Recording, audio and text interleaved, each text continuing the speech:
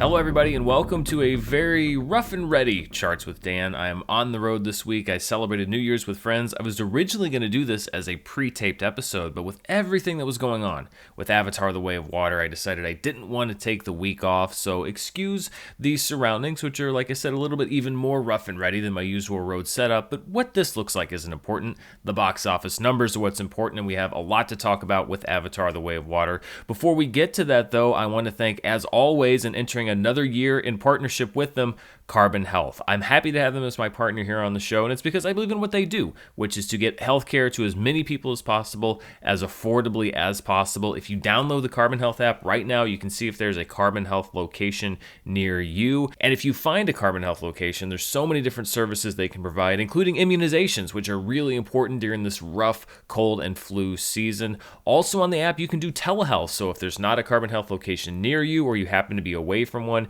you can still get consultation from a doctor, and they keep spots open every single day for people to walk in because they understand that you can't always schedule your health care. So thank you as always to Carbon Health. I'm happy to be their partner here on the show. And let's get to the box office for this New Year's holiday weekend. Now, these are estimated numbers because we don't have the finals in. Usually I would wait till tomorrow, but I have a very special video that I want to put up on Wednesday. So I don't like to use estimates here on the show, but that's just how it's going to be this week. Let's look first at the 3-day weekend, which encompassed December 30th, then New Year's Eve and New Year's Day. And as I mentioned, it was another big weekend for Avatar: The Way of Water, plus 6% over last weekend. And we saw plus numbers for a lot of these movies for a total of $66.8 million. There definitely seemed to be some recovery from perhaps a depressed total last weekend due to the way that the Christmas Eve and Christmas fell, and also due to the winter weather here in the United States. Puss in Boots: The Last Wish also had a plus 35% in its second weekend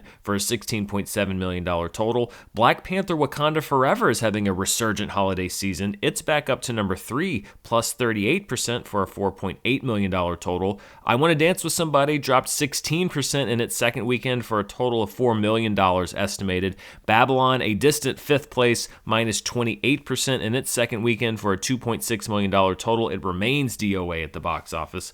Violent Night stays in 6th place in its 5th week, a 40% drop at a $2.1 million total. The Whale in its 4th week adds 32% for a $1.3 million total. This is one of the few movies that actually did report finals for the 3-day weekend. The Menu is in 8th spot, up 1 from last week. In its 7th week, a plus 64% from last weekend and a $1.1 million total. At number 9, Steven Spielberg's The Fabelmans. It goes up 38% in its 8th week for a total just over $1 million. And Disney's Strange World remains in 10th place, plus 24%, despite being available on Disney Plus, for a total just over $500,000. And for the first time in a long time, there's no changeover in that top 10. Let's look now at the estimated numbers, though, for the 4-day weekend. And again, we don't know what these final numbers are. These very well could go up, especially with Avatar. Generally, it's been exceeding its projected totals, but this is the projection for December 30th, 2022 to January 2nd, 2023, constituting Friday through Monday.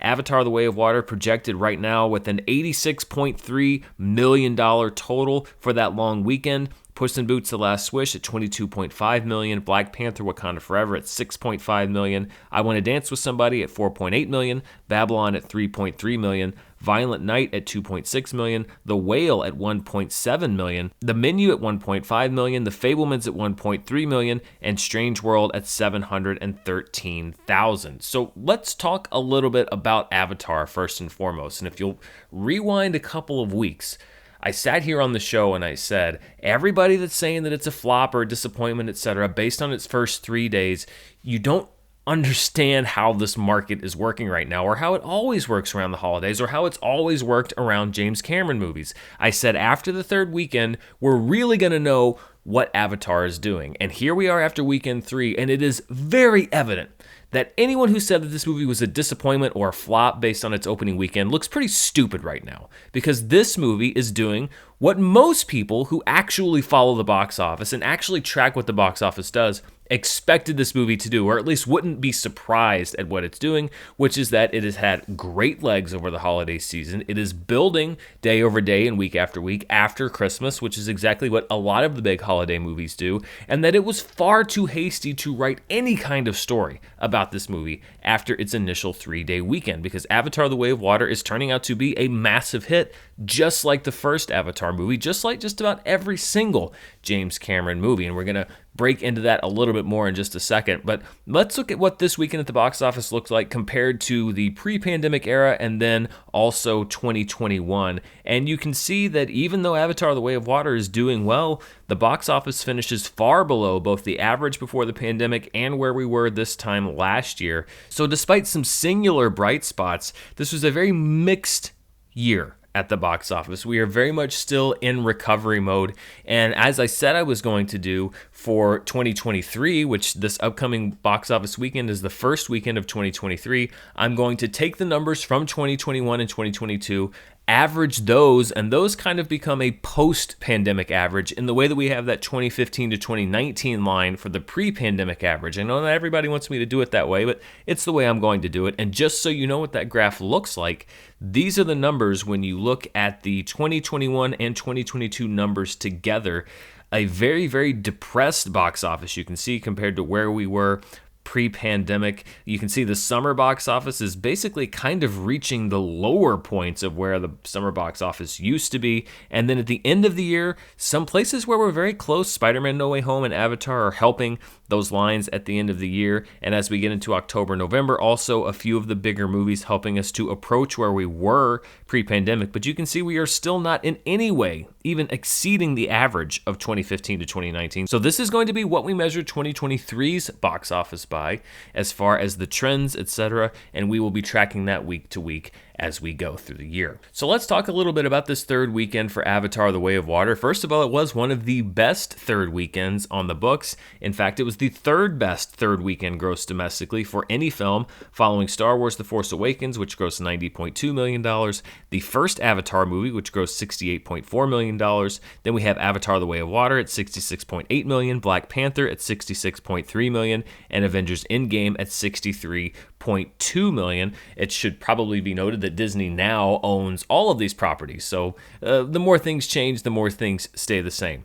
So where do we think that this Avatar movie, the sequel, is going to settle out? Well, let's look first of all at its daily performance versus the first Avatar film. Now, this is unadjusted for inflation because I'm not comparing their performance here. We're just going to try to see where Avatar: The Way of Water may be headed for its final domestic gross. And you can see that unadjusted for inflation, The Way of Water still maintains a fairly significant lead over the first Avatar film. It's approaching that $450 million mark. As you're watching this video, it has probably surpassed it.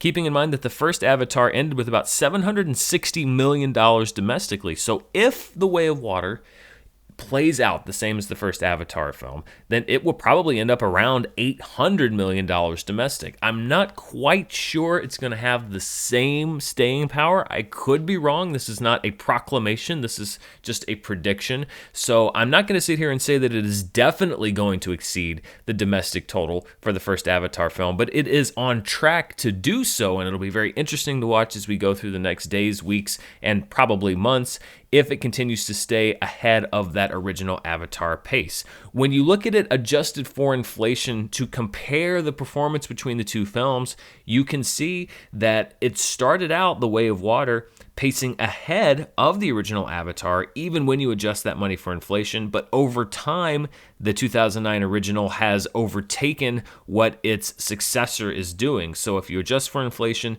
the original Avatar film would be at around $500 million right now, whereas Avatar: The Way of Water is at about $450 million. So no surprise really there that the first film was drawing more audience members in at this point, and that's kind of why I am hedging my bet on that $760 million total for The Way of Water. I think it's going to be less than that, maybe around $700 million, $675, $700 million. That could be completely wrong, but just looking at this and seeing that the original movie was outdrawing The Way of Water, basically at this point in its run, I don't quite see that same total in the cards for The Way of Water. But by the way, it's going to make a lot of money. A lot of money. It needed to make a lot of money. It's going to make a lot of money. When we look at the 2022 domestic fall holiday box office, this may be the last time we look at this chart because I don't know how much adjustment's going to be done here. Avatar: The Way of Water has surpassed Black Panther: Wakanda Forever to become the highest grossing film released post-Labor Day with a $444.4 million total. Black Panther: Wakanda Forever drops down to number 2. Black Adam: Smile, Ticket to Paradise remain numbers 3, 4, and 5. The Woman King remains number 6. Puss in Boots: The Last Wish, doing what a lot of movies do, which is to build on its opening, is at number 7 now on the chart. Halloween Ends drops 1 spot to number 8. Violent Night moves up 1 spot to number 9. Lyle Lyle Crocodile drops 2 spots to number 10. And we lose Don't Worry Darling from the fall holiday box office top 10. Looking at the domestic box office for 2022, there's really only one hurdle for Avatar to clear domestically, and that's Top Gun Maverick. If it does about what the original Avatar did, then this could be a competition. I still think that it's going to be the number 2 movie of the year domestically. There's another story worldwide that we'll talk about in just a moment, but Avatar: The Way of Water jumps up 6 spots from last weekend to number 2 for 2022. So the number 1 film, Top Gun Maverick, was $718.7 million. Avatar: The Way of Water now number 2 with $444.4 million. Black Panther: Wakanda Forever drops down to 3. Doctor Strange and the Multiverse of Madness drops down to 4. Jurassic World Dominion drops down to 5. Minions: The Rise of Gru drops to 6. The Batman drops to 7. Thor: Love and Thunder drops to 8, and then Sonic the Hedgehog 2 stays at number 9, and Black Adam stays at number 10. Looking at the per-theater averages for this past weekend, Avatar: The Way of Water is tops $15,907 per theater in each of its 4,202 theaters. That's pretty steady with where it was last weekend. A Man Called Otto is at number 2, the latest Tom Hanks film, at $14,750 in 4 theaters, keeping in mind also these are based off of estimated numbers. Vicky Creeps in Corsage drops from the number 1 spot to number 3, bringing in $10,000 per theater in 3 theaters. Broker is at number 7, $7,121 in 4 theaters. And then at number 5 is Living at $6,954 per theater in 3 theaters. Again, Bill Nighy in this film, kind of a dark horse Oscar contender for Best Actor. One movie I'm surprised not to see here, and we talked about it a little bit last week, is Women Talking, which has a lot of awards season buzz. It would be the kind of movie you would expect to be a breakout hit. It's still in only a handful of theaters. The thought was that maybe last weekend, because of the ice, particularly on the East Coast, that depressed turnout. But again, we don't see it here in this per theater average top 5 in its second weekend. We will see it in just a moment, but it's something that was kind of surprising to me. You did not see this sort of effort to make up for lost time with Women Talking, and it doesn't even post a top 5 per theater average. When you look at limited release films, these were movies released in 1,000 theaters or fewer. The Whale remains tops in 623 theaters with $1.3 million. Empire of Light at number 2 with $130,000 in 300 theaters. Still an underwhelming performance, both critically and financially for that film. EO's at number 3, bringing in $60,000 in 44 theaters. A Man Called Otto, number 4, bringing in $59,000 total in 4 theaters. And there you see Women Talking in its second week, 8 theaters for a $45,000 total. Whether this translates to some dimming of that award season buzz for the movie, I don't quite know. But again, very surprising to me to not see a bigger interest in this film in its limited release opening. This is generally the kind of movie that does very well at the specialty box office. Looking at the top 10 grossers in limited release for 2022, it's the last weekend of the year, but there was some change toward the bottom of the list. Glass Onion and Knives Out Mystery remains number 1 with its $15 million estimated total, followed by The Fabelmans at number 2, The Banshees of Inisherin at number 3, Brahmastra Part 1 Shiva at number 4, BTS Permission to Dance at number 5, KGF Chapter 2 at number 6, Marcel the Shell with Shoes On at number 7, Terrifier 2 at number 8, and then a new entrant at number 9 is The Whale, which at an estimated total right now of $5.819 million. That's enough to bump Orphan First Kill down 1 spot to number 10 and Ponniyin Selvan Part 1 off the list altogether. I will get that final number later this week, and I will update you on the final results of this chart on next week's episode. Before we move on, I want to thank one of the sponsors of today's show, Athletic Greens, the makers of AG1. It's time to buckle down after the holidays and really think about making better choices. I know that's certainly true for me. And AG1 is an easy and delicious choice when it comes to giving your body what it needs. I started taking AG1 a while back because I've been looking to support better gut health and an overall better me, and that's something I'm going to be doubling down toward even more in 2023. And during this cold and flu season, anything you can do to boost your body's immune system is a definite plus. With one delicious scoop of AG1, you're absorbing 75 high-quality vitamins, minerals, whole food source superfoods, and more to help you start your day right. And taking it is super simple. I can either put a scoop right into a cup of water or mix it into a shake at home. Either way, it's a quick and tasty way for me to start the day off right and to make sure that I'm supporting not only my gut health, but my immune system, my recovery, my focus, and so much more. And Athletic Greens cares about the world. They're a climate neutral certified company. And for every purchase, Athletic Greens also donates to organizations helping to get nutritious food to kids in need, including No Kid Hungry right here in the US. Right now, it's time to reclaim your health and arm your immune system with convenient daily nutrition. And to make it easy, Athletic Greens is going to give you a free 1-year supply of immune supporting vitamin D and 5 free travel packs with your first purchase. All you have to do is visit athleticgreens.com/Dan. Again, that is athleticgreens.com/Dan to take ownership over your health and pick up the ultimate daily nutritional insurance. Let's turn our attention now to the international box office. So these are all markets outside of the United States and Canada. And Avatar: The Way of Water, what a shock. It was the #1 movie in the world. It's actually doing better worldwide, or internationally, I should say, than it is domestically. $186.7 million. Puss in Boots: The Last Wish comes in at number 2 at $22.4 million, followed by Someday or One Day at $16.1 million. Better Man from China at $14.1 million. And I Want to Dance with Somebody at number 5 at $8.3 million. So when you take that international number, you combine it with the domestic number, we get what is a rough estimate here for the worldwide box office. And just like last weekend, Avatar: The Way of Water is able to pocket another $250 million over a 3-day span, an estimated $250.1 million for December 30th to January 1st. Puss in Boots at number 2 with $38.7 million. Someday or One Way at number 3 with $16.1 million.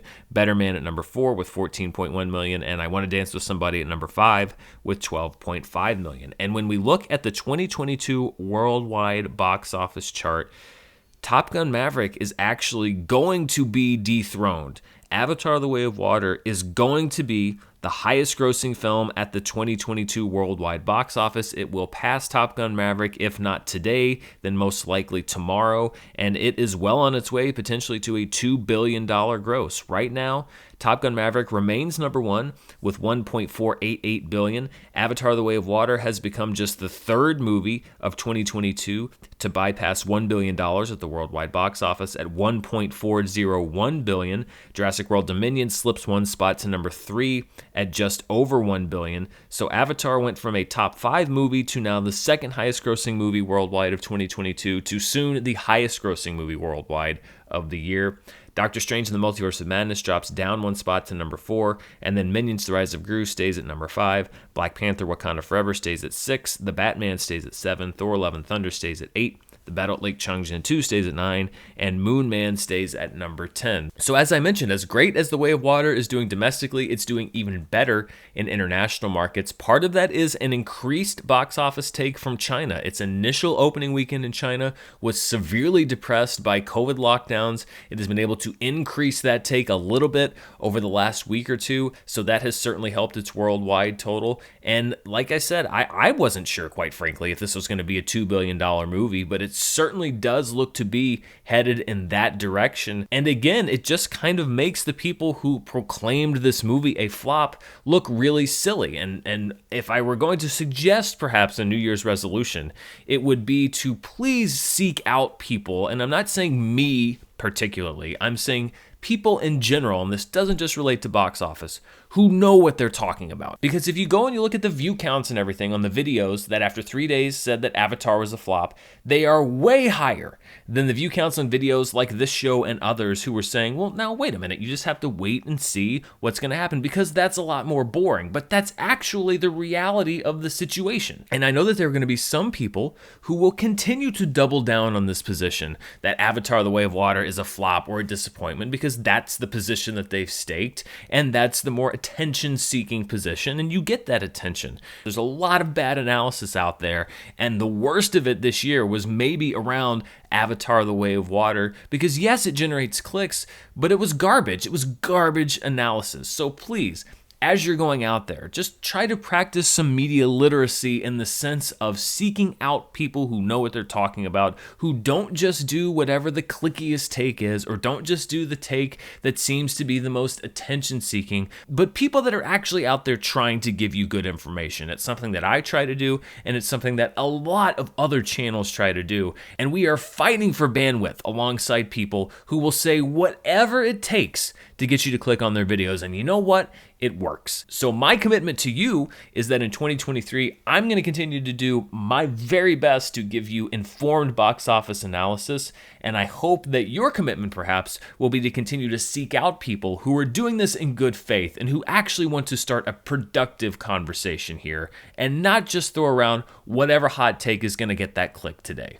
So we are at the end of 2022, and before we transition to the streaming charts, I actually wanted to do a little bit of a year-end wrap-up. Some of these may change depending on how Avatar does in these next few weeks and months, but these are some basic statistics for 2022 box office-wise. Let's look first of all at what the top 3 opening weekends were domestically for the year. Doctor Strange in the Multiverse of Madness delivered the best opening of 2022 with $187.4 million.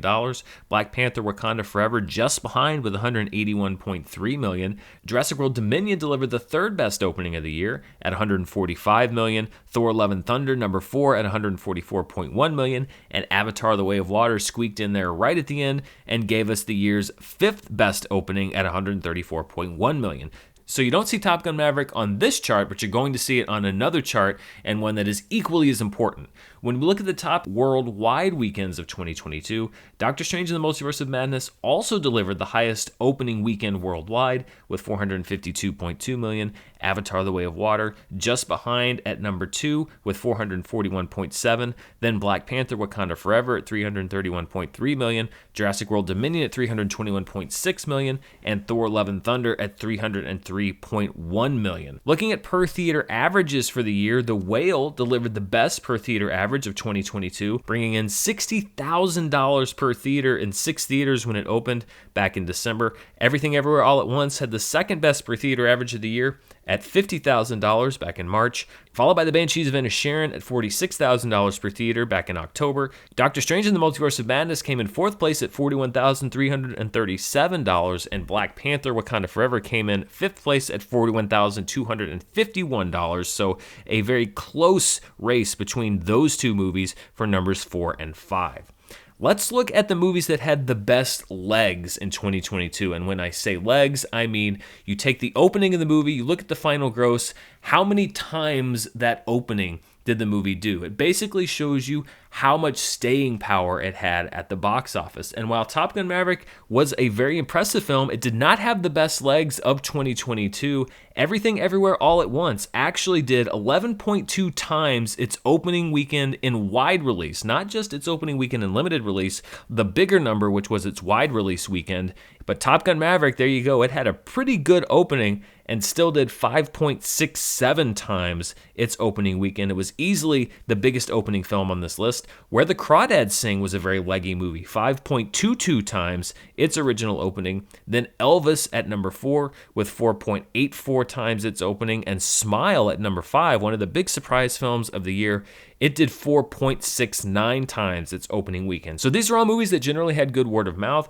Excepting Smile, these are also movies that tended to skew a little bit older, so you had audiences that were going a little bit later, perhaps after opening weekend, and a lot of people going to see these movies more than once, particularly Top Gun Maverick. Let's look now at the biggest return on budget. So this is basically how much did you make the movie for and how many times that budget did the film generate. Now these are in worldwide grosses. And the movie that had the biggest return on budget is one that you may not have heard, but it did open in wide release, and that was my only criteria for making this list.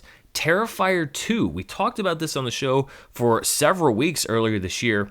Worldwide, it brought in 45.2 times its budget. A pretty big success story for that film. One of those movies that kind of came out of nowhere.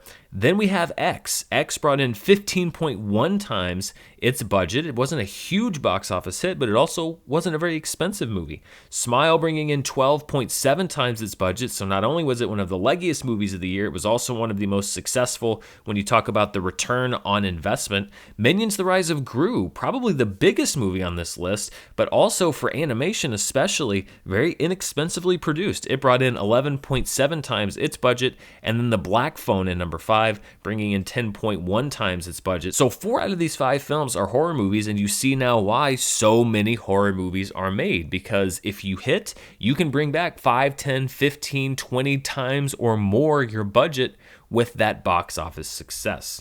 We'll keep going in just a few moments, but first I want to thank another one of our sponsors this week, Mint Mobile. You have given the holiday gifts, but now it's time to pay for them. I know my credit card bill is looking nasty, but you don't have to look too far to find some savings, because this year and every year, the best deal in wireless can only be found at Mint Mobile. For a limited time, when you switch to Mint Mobile and buy any 3-month plan, you'll get another 3 months for free. And when I say limited time, there's less than 2 weeks left to get this deal. As the first company to sell premium wireless service online only, Mint Mobile lets you order and activate from home while saving tons on phone plans starting at just $15 a month. Mint Mobile was a great deal even before this special offer, and I've been enjoying great service at a fraction of the cost that I was paying before. All plans come with unlimited talk, text, and high-speed data delivered on the nation's largest 5G network. So for a limited time, less than 2 weeks left, buy any 3-month Mint Mobile plan and get 3 more months free by going to mintmobile.com/Murrell. That's mintmobile.com/Murrell. Cut your wireless bill to $15 a month, and don't miss this deal at mintmobile.com/Murrell. This is the part of the show where I like to take a look at a weekend in box office history, but I also like to pay tribute to people that have passed away who leave a legacy in the world of entertainment or just the world in general. And one person whose impact was perhaps not as felt in the entertainment industry, but certainly was felt worldwide, was Pele, who passed away just a few days ago, considered by many to be the greatest football/soccer star of all time. He was a 3-time World Cup winner. Of course, the World Cup this year just wrapped up, and he also dipped his toes into Hollywood movie making, including in John Huston's Victory, co-starring Sylvester Stallone and Michael Caine. He ended his career playing in the United States for the New York Cosmos, and I will say that even back in the 80s and 90s when I was growing up, when soccer/football, but we call it soccer, was something that was played, in neighborhood sports leagues, but certainly did not have the reach in the United States that it has now.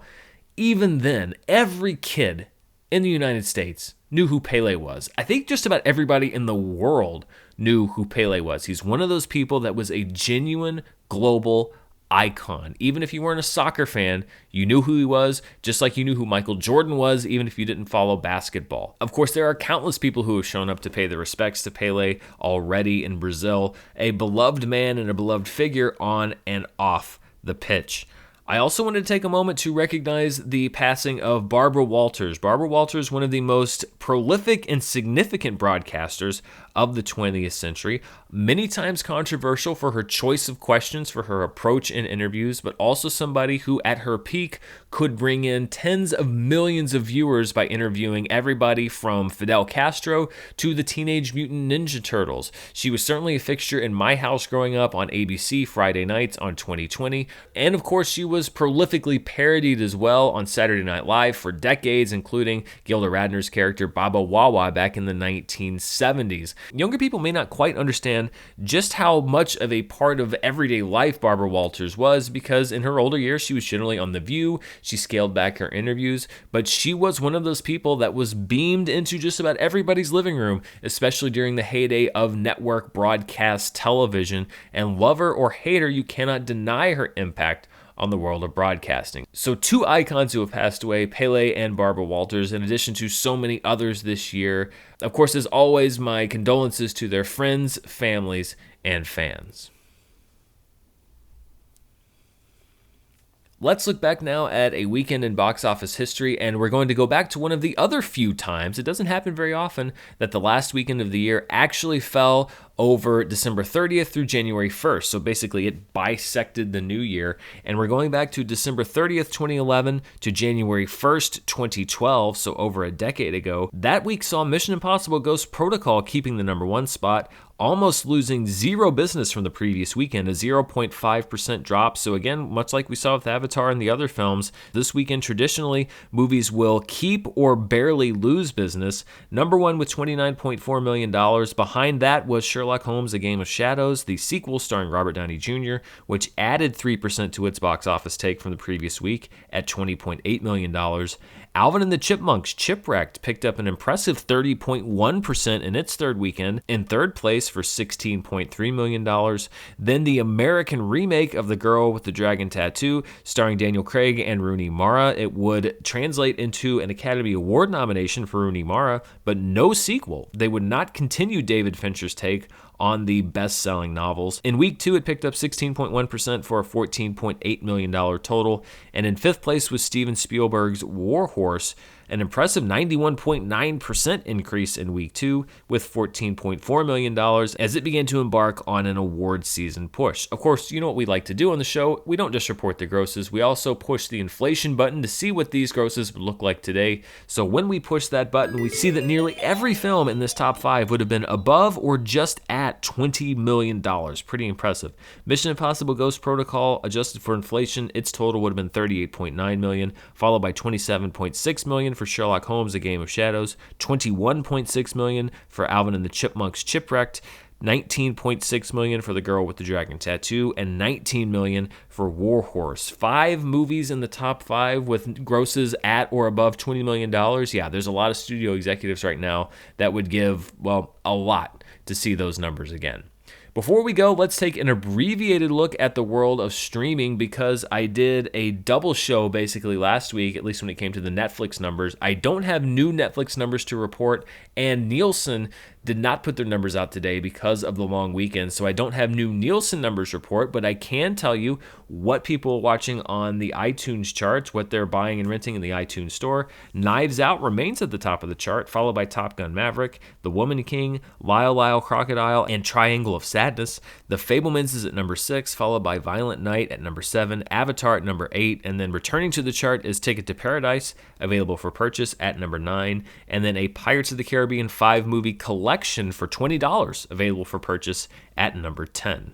As I mentioned, I don't have new Netflix numbers for you, so I will bring you those last numbers of 2022 next week, but I do have some stats for the year when it comes to the viewership for Netflix. Let's look first of all at the top 10 debut weeks in 2022 by hours watched for Netflix programming. And you see that Wednesday Season 1 had the best debut by hours watched of any program on Netflix in 2022.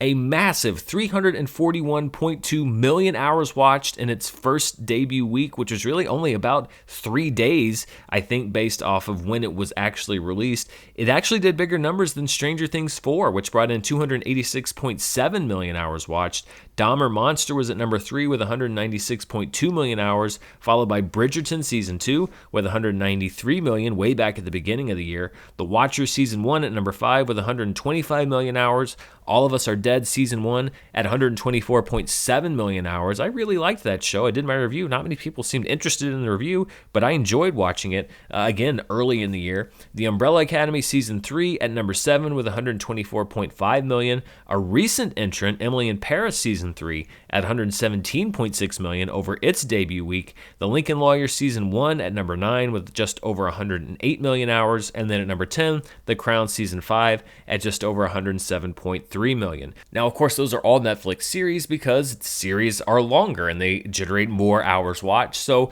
we also do my global Murrell metric and generate the PFV number, PFV meaning potential finished views. And it basically is a way to sort of offset the length of a series versus a movie to see just how much people are at least watching enough to perhaps have completed all of these Netflix programs. And one thing that's constant is that Wednesday, by just the tiniest margin, had the best debut also of 2022 by PFV, by the number of Netflix users who could have potentially finished viewing the series. Wednesday Season 1 is at number 1 with a PFV of 52.3, just above Ryan Reynolds' The Adam Project at number 2 with a PFV of 52.2. Then the Netflix movie Troll, which was a big latecomer when it comes to this chart, a PFV of 44.4. Hustle, starring Adam Sandler, was at number 4 with a PFV of 42.9, followed by 365 Days This Day at number 5 with a PFV of 42.2. The Gray Man at number 6 with a PFV of 41.2. Another new entrant, Glass Onion, a Knives Out mystery, at number 7 with a PFV of 35.6. Me Time at number 8 with a PFV of 34.2.